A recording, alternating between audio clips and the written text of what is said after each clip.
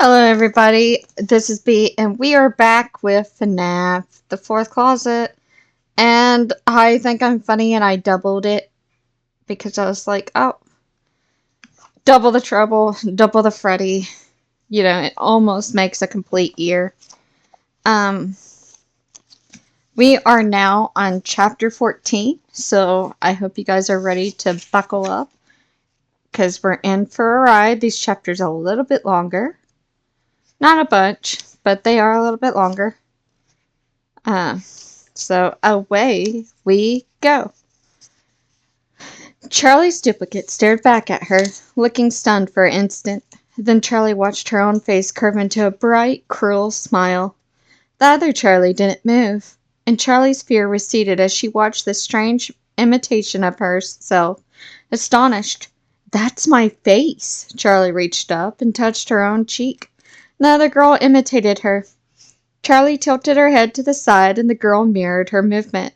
Charlie could not tell if she was being mocked or if the other girl was simply as entranced as she was.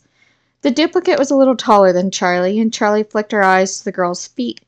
Her black combat boots had heels. She was wearing a red V-neck shirt and a short black skirt, and her hair was long and hung in shiny waves. A look Charlie had given up even attempting halfway through ninth grade. She looked polished, confident in her stance. She looked the way Charlie wished she could be, some version of herself that had figured out curling irons and sophistication and taking up space in the world without apology. What are you? Charlie whispered, mesmerized. Come on, the other Charlie said, holding out her hand, and Charlie started to reach out to her, then stopped herself, yanking her hand away. She shrank away, stumbling back across the hall, and her duplicate closed the distance between them, leaning in so close Charlie should have felt her breathing. A long moment, a long moment passed, but the other Charlie did not draw breath. You need to come with me, she said. Father wants us to come home. Charlie startled at the phrase. My father is dead, she said. She pressed back against the wall as far from the girl's face as she could get. Well, would you like to have a live one? The other Charlie asked, with a mocking edge. There's nothing that you can give me, and certainly not that, Charlie said shakily, inching backward into the storage room. The duplicate followed her step for step. Charlie glanced past the duplicate into the open bedroom door. John emerged into the hallway, leaning heavily on the doorframe and gripping his side.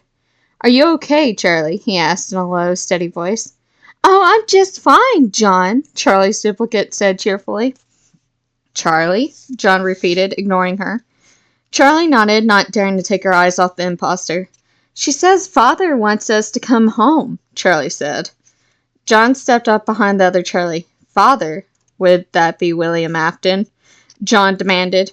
He took a few sprinted steps and grabbed a lamp by its base, raising it for attack.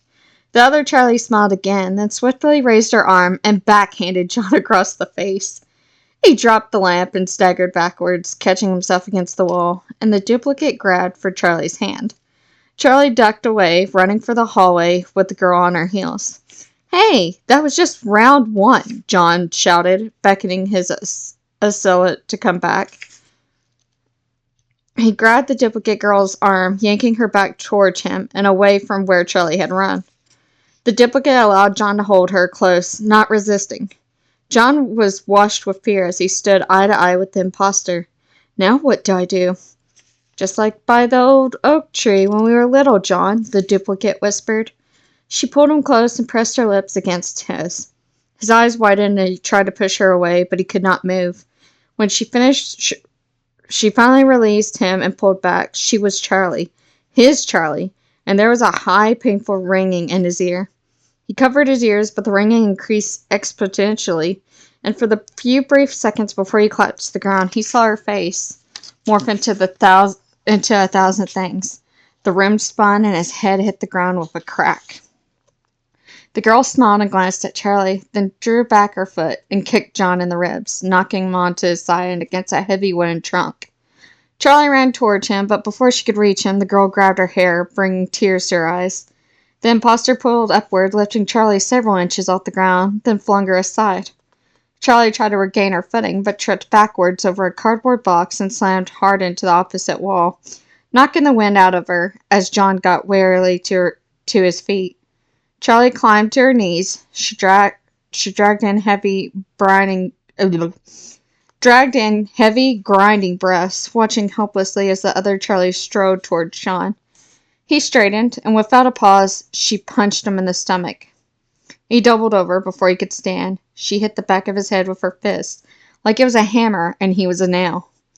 John fell forward, catching himself on his hands and knees, and scrambled up.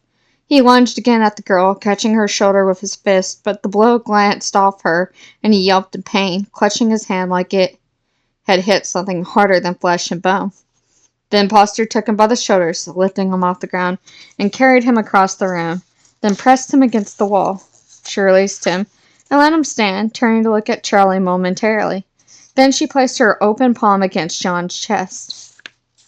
Suddenly, John began to gasp for breath, his face turning red. The imposter's face remained unchanged, her open hand slowly pressing harder against his chest. I can't, John gasped for air.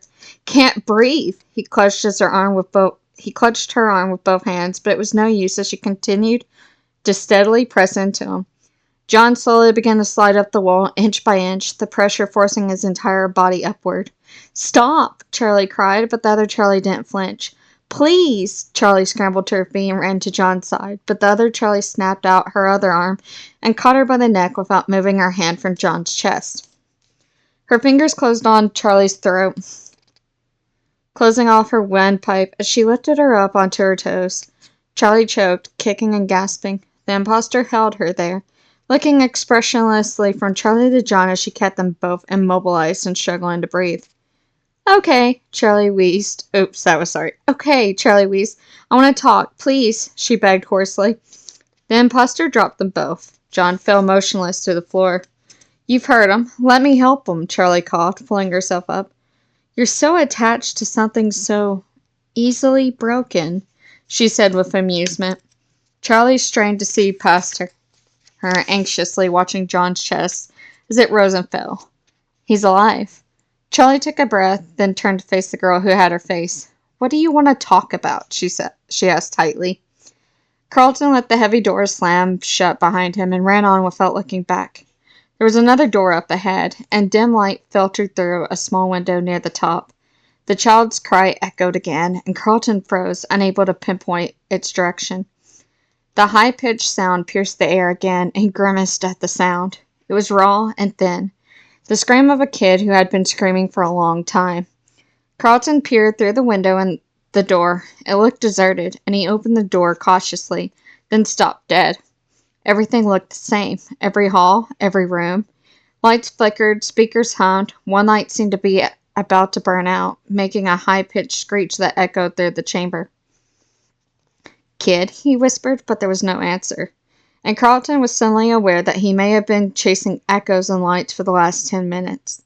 He suddenly felt the weight of how alone he was, and it became a physical thing.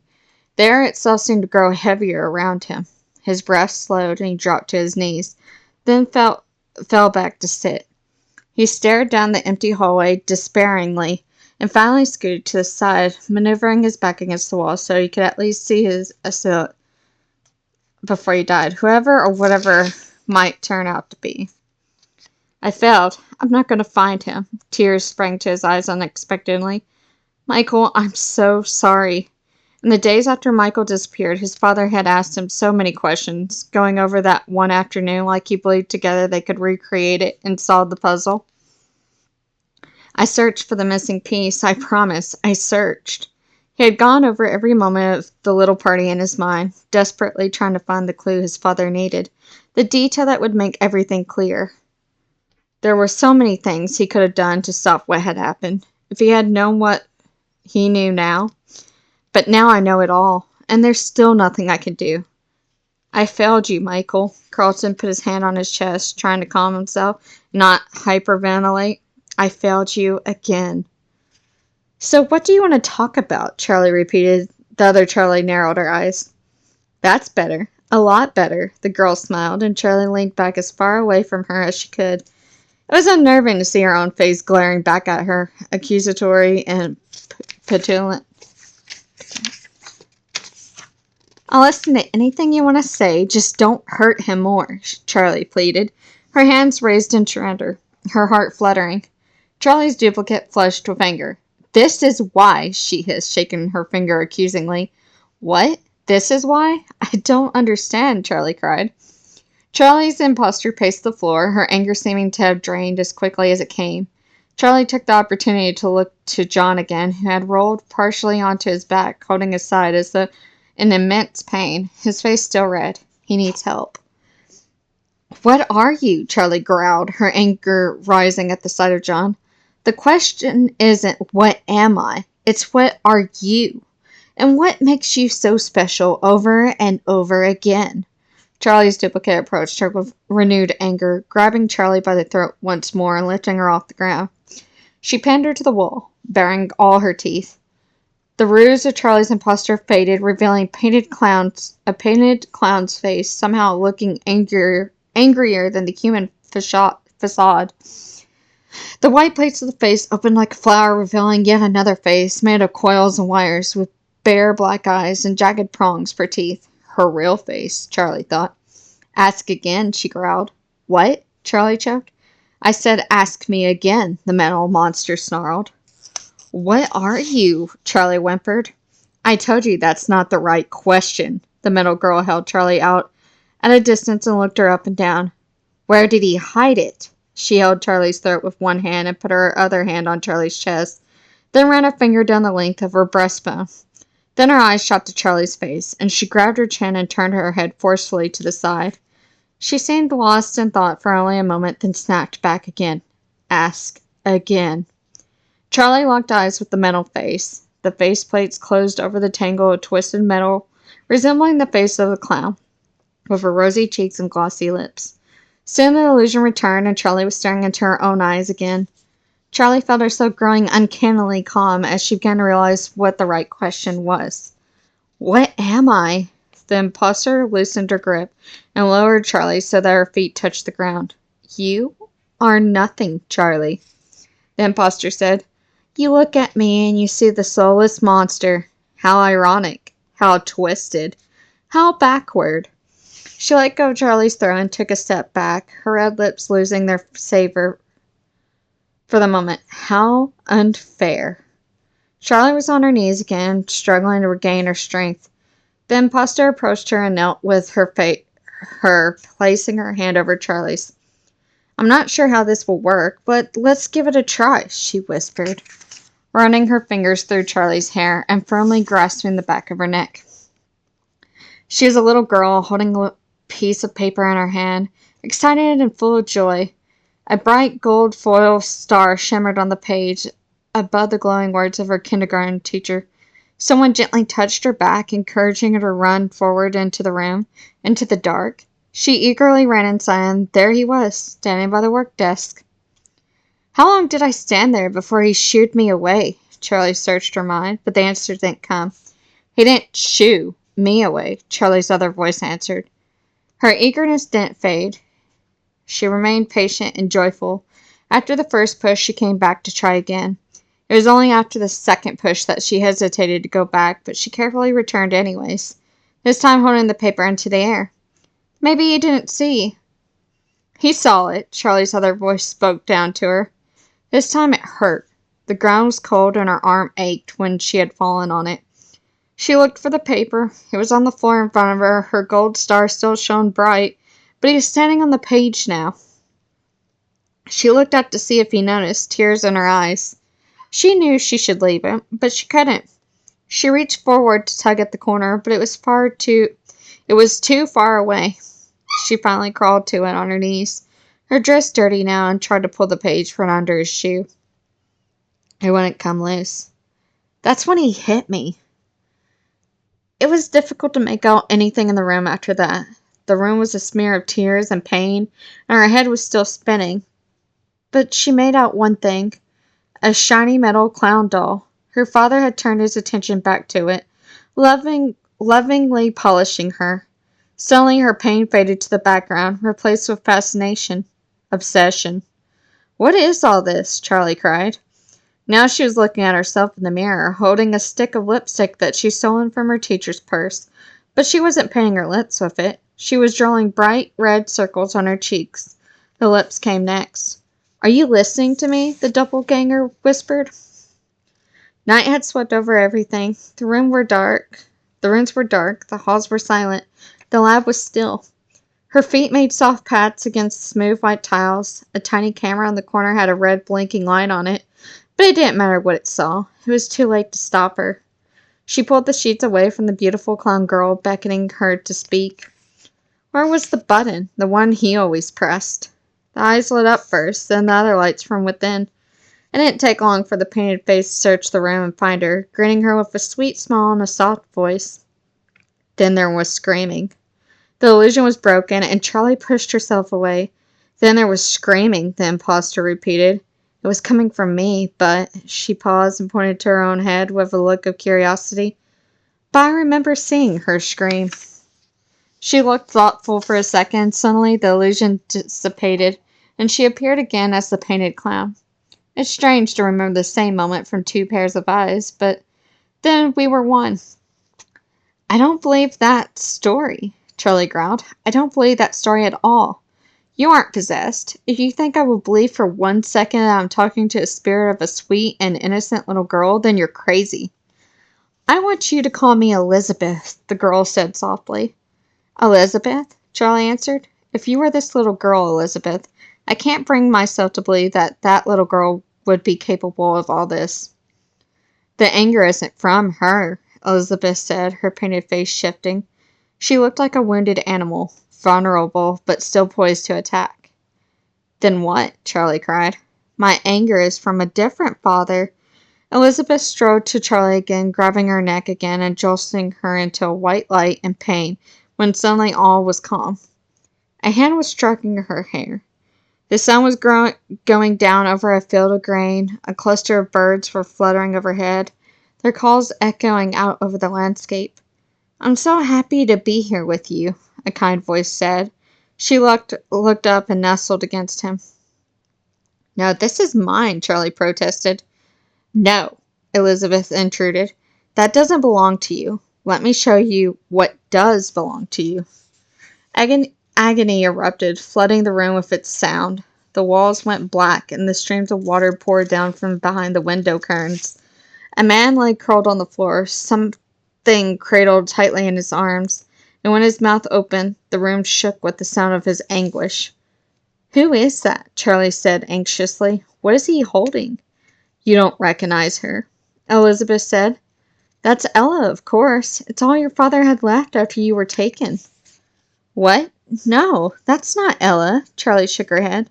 He cried over that cheap, store-bought rag doll for 2 months, Elizabeth snarled with disbelief. He cried into it. He bled into it. He poured his grief over it. Very unhealthy. He began to treat it as though he still had a daughter. That was my memory, me sitting with my dad, watching the sun go down. We were waiting for the stars to come out. That's my memory, Charlie said angrily. Look again, Elizabeth instructed, forcing the image upon her once more. There was a hand stroking her hair. The sun was going down over a field of grain. A cluster of birds were fluttering overhead, their calls echoing over the landscape. I'm so happy to be here with you, a kind voice said. He gripped the doll tightly and smiled despite the tears streaming from his face. Of course he wasn't content with that. You had to grow up, so he made more. Her arms hung off the side of the workbench. The joints were stiff enough to carry something lightweight, and her eyes were more realistic than he had ever made them before. He propped her up and extended her arms straight in front of her, carefully balancing a small tray on them, then setting a teacup on the tray. He furrowed his brow with frustration for a moment, turning a brass knob over and over until the room quivered and flashed. Then everything stood still, and the little girl looked at him and smiled. That's my memory, Charlie screamed. No, that's his memory, Elizabeth corrected. Jen, I swear she's more than another animatronic doll. You should see her. She walks and she talks. Of course she walks and talks, Henry. Jen's voice was angry. She walks because everything you build can walk, and she talks because everything you build can talk. But the reason why this one seems so real is because you're destroying your mind with these frequencies and codes. Jen threw her arms in the air. She remembers, Jen. She remembers me. She remembers our family. No, Henry, you remember. Zap your head with enough of those rays, and I bet you can get the tea kettle to tell you about your lost family. My lost family, Henry repeated. Jen took pause, looking regretful. It doesn't have to be that way, but you need to let go of this. Your wife, your son, they can still be a part of your life, but you have to let go of this. She is in this doll. He gestured to Ella, who was standing upright with her teacup perched on the tray. A little rag doll sat in a wooden chair in the corner, its head draped over the armrest, its eyes staring out over the room. It took him a while to figure out that it was a rag doll, the little store-bought rag doll. Maybe he never sensed you when it wasn't around. I don't know. But over time, he started putting it inside his, Charlie. Whatever new Charlie he built. Charlie sat speechless, remember all the times with her father, questioning each of them. Sitting on the floor of his workshop, building a block tower out of scrap of wood as he bent over his work. He turned back to her and she smiled back. Beloved. Her father went back to work, and a jumbled creature in the far dark corner twitched. Charlie startled, knocking her blocks to the ground, but her father did not seem to hear. She began to rebuild the tower, but the creature kept drawing her gaze, the twisted metal skeleton, with its burning silver eyes. It twitched again, and she wanted to ask, but could not make herself speak the words. Does it hurt? Charlie whispered, the image so clear that she could almost smell the hot, metallic scent of the workshop.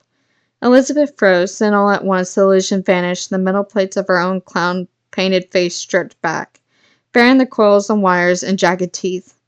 Charlie shrank back, and Elizabeth moved with her, maintaining the distance between them. Yes, she whispered, and her eyes blazed silver. Yes, it hurt. The plates of her face folded back in her, but her eyes still glowed. Charlie blinked and looked away. The light blinded her, poking pinpoint holes in her vision. Elizabeth stared bitterly. So you remember me, then? Yes, Charlie rubbed her eyes as her vision began to clear. In the corner, I didn't want to look. I thought you were someone else, she said, her voice sounding thin and childish to her own ears. Elizabeth laughed. Did any of those things really look like me? I'm unique. Look at me. It hurts my eyes, Charlie said faintly, and Elizabeth grabbed her by the chin and pulled her close. Charlie shied away and closing her eyes against the light, and Elizabeth slapped her cheek with painful force. Look at me. Charlie took a shaky breath and obeyed. Elizabeth's face looked like Charlie's again. The silver light poured out coldly from the place where her eyes should be. Charlie let it flood her vision, blotting out everything else. Do you know why my eyes were always glowing? Elizabeth asked softly. Do you know why I twitched and shuddered in the dark? Charlie shook her head slightly, and Elizabeth let go of her chin. It was because your father left me turned on all the time. Every moment, every day, I was aware and unfinished, watching him as the hours passed, and he created toys for his little Charlie, unicorns and bunnies that moved and talked as I hung in the dark, waiting, abandoned. The glare from her eyes faded a little, and Charlie blinked, trying not to show her relief.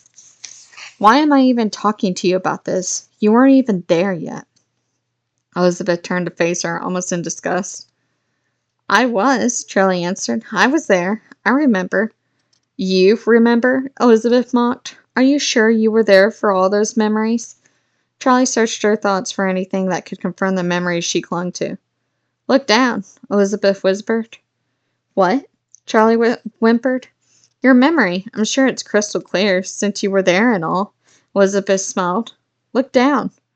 Charlie returned to her memory, standing in front of her father's workbench. She was immobile. She didn't have a voice. Look down, Elizabeth whispered again. Charlie looked to her feet, but didn't see feet at all. Only 3 legs of a camera tripod anchored to the ground. He was making memories for you, making a life for his little rag doll, making her a real girl. I'm sure many of those memories have been elaborated upon, edited, and embellished, but but make no mistake, Charlie wasn't there. Elizabeth leaned closer to Charlie.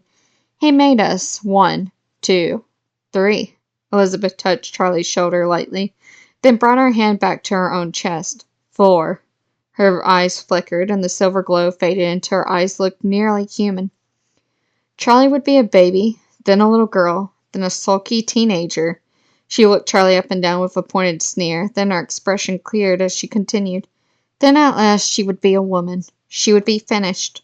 Perfect. Me. Elizabeth's face tightened, but something changed as Henry labored, racking with grief over his little girl. The littlest Charlotte was made with a broken heart. She cried all the time, day and night.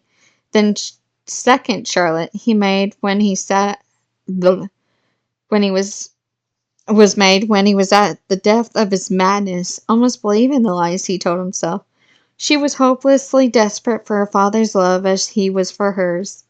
The third Charlotte he made when he began to realize he'd gone mad. When he questioned every thought he had, he begged his sister Jen to remind him what was real. The third Charlotte was strange. Elizabeth gave Charlie a contemptuous look, but Charlie scarcely saw it. The third Charlotte was strange, she repeated silently. She ducked her head and rubbed the flannel of her father's shirt with her thumb, then looked back up. Elizabeth's face was stiff with rage. She was nearly trembling. What about the fourth? Charlie asked hesitantly. There was no fourth, she snapped. When Henry began to make the fourth, his despair turned to rage. He seethed and he soldered her skeleton together, pouring his anger into the forge, where he shaped her very bones. I was not Charlotte drenched in grief. I was made alive with Henry's fury. Her eyes flared again with silver light, and Charlie stayed herself, forcing herself not to blink. Elizabeth leaned in closer, her face inches from Charlie. Do you know the first words your father ever spoke to me? She hissed. Charlie shook her head minutely. He said to me, You are wrong. He tried to fix the flaw he saw in me at first, but what was wrong, as Henry saw it, was the very thing that made me alive. Rage, Charlie said softly. Rage. Elizabeth drew herself up and shook her head. My father abandoned me. Her face twitched. Henry abandoned me, she corrected herself. Of course, I cannot comprehend those memories until I had received a soul of my own.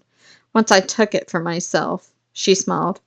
Once I had endowed myself with a soul, I experienced those memories anew.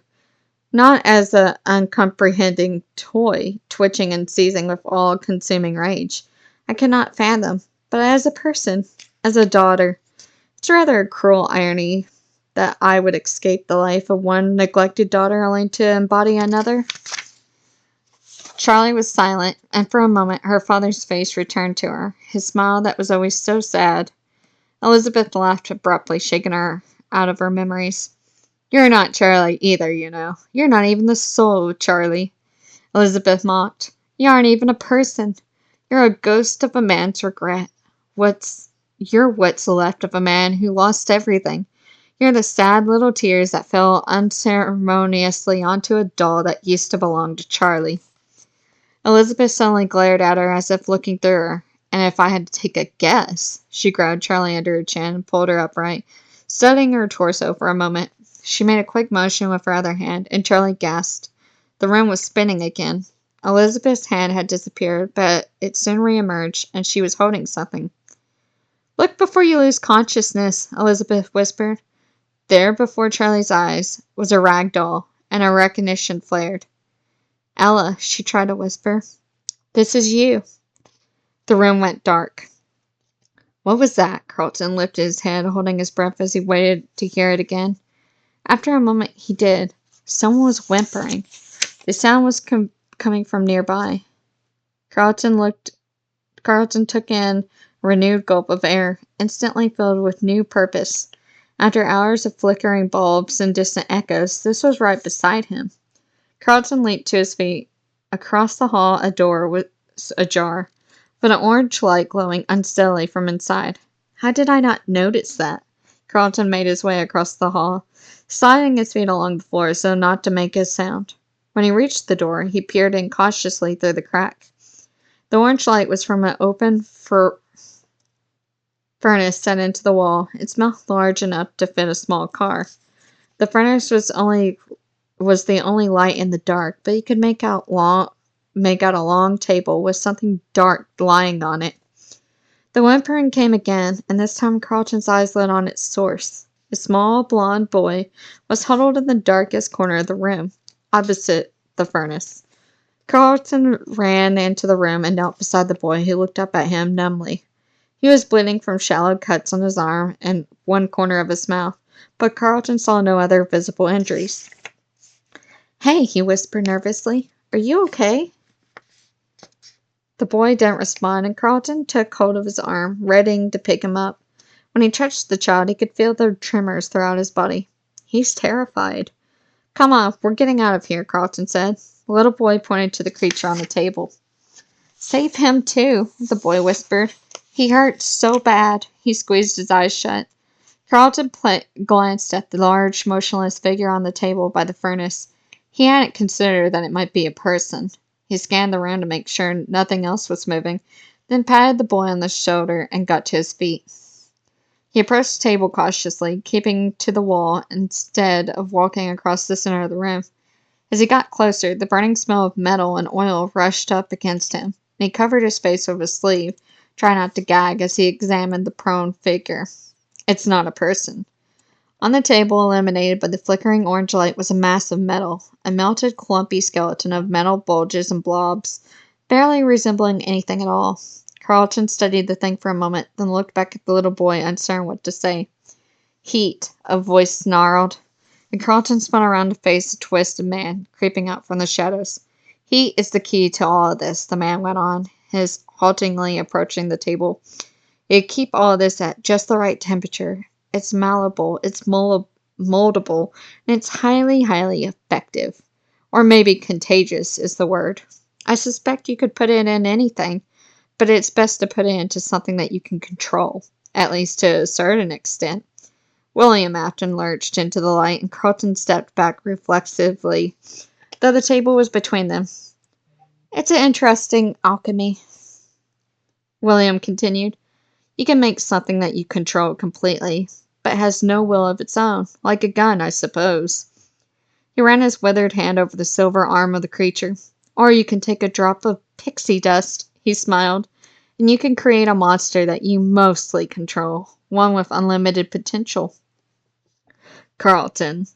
He stepped back with a shout of surprise. The voice was so clear in his head that he recognized it instantly. "Michael?" The single word was enough. Carlton turned to the table with a new terrible clarity. He knew exactly what he was looking at. The endoskeletons of the original Freddy's animatronics, welded and melted together, immobile and featurelessly, and still inhabited by the spirits of the children who had been murdered inside of them so many years ago. Still filled with life and motion, and though all trapped, all in terrible pain. Carlton forced himself to look William Afton in the eye. "How could you do this to them?" he asked, nearly trembling with rage. "They do everything willingly," William said plainly. "The process only truly works if they freely release a portion of themselves." The flames rose without warning, and the heat radiated in painful waves from the gaping furnace. Carlton shielded his eyes, and the creature on the table convulsed. William smiled. "Scared of fire, but they still trust me. They don't see me as I am now. They only remember me as I was, you see." Carlton broke his eyes away, feeling like he was waking from a hypnosis. Sorry, I had to look away. He darted his eyes desperately around the room, looking for something, anything to attack with. The chamber was strewn with scrap metal and parts, and Carlton grabbed a metal pipe that lay by his feet and hefted it like a baseball bat. Afton was gazing down at the creature on the table, apparently insensible to anything else around him, and Carlton hesitated, considering the man for a moment. He looked like he could fall apart all on his own, he thought, taking in Afton's fragile, hunched body and thin skin of his head seemingly scarcely covered the skull beneath. Then he looked back at the creature on the table. I think I got the moral high ground here, he decided grimly, and raised the pipe over his head as he stalked around the table toward Afton. Suddenly his arms were jerked above his head, and the pipe dropping from his hand hitting the ground with a bang. Carlton struggled with the cables that gripped his wrists, but he could not wrestle free. Slowly he was lifted off his feet, and his arms stretched painfully out to his sides by two cables that extended from the opposite side of the room, seeming to attach to nothing. I've never tried this on a human being before, William muttered, pressing some kind of mechanical syringe into the chest of the molten creature on the table. He wrenched the tool sideways, extracting something with a great difficulty. The syringe was upcued, and Carlton could not see what filled it, but his heart raced as he began to suspect he knew where this was going. He tugged harder as the cables that bound him, but each time he pulled, he only wrenched his shoulders from side to side. Afton pulled the syringe out of the creature and gave a satisfied nod and turned to Carlton. Usually this goes into something mechanical, something I made. I've never attempted on something sentient. William gave Carlton a measured stare. This will be an interesting experiment. William lifted the mechanical syringe, carefully placing it over Carlton's heart. Carlton gasped, but before he could try to move, William plunged the long needle into his chest. Carlton screamed, then realized distantly it was really the blond boy in the corner screaming. Carlton wheezed, gasped, but could make no sound as his chest burned with the blinding agony. Blood soaked his shirt, and it clung to his skin as he convulsed in his bonds. For your sake, you better hope my little experiment does something, because I doubt you will survive otherwise, William said mildly. He nodded towards the cable, and Carlton dropped to the ground. The pain in his chest was unthinkable. He felt like he'd been hit full on with a shotgun. Blood spluttered from his mouth, dripping onto the floor, and Carlton curled around himself, squeezing his eyes shut as the pain intensified. Please make it stop, he thought, then. Please don't let me die. Maybe the heart was too direct, William lamented. Well, that's the point of this, to learn, trial and error. He turned his gaze toward the blonde-haired child, who still huddled, weeping in the corner. And that's the end of the chapter. So we got like 2 more chapters left. So I hope you guys enjoyed, and I will see you in the next video. Bye-bye.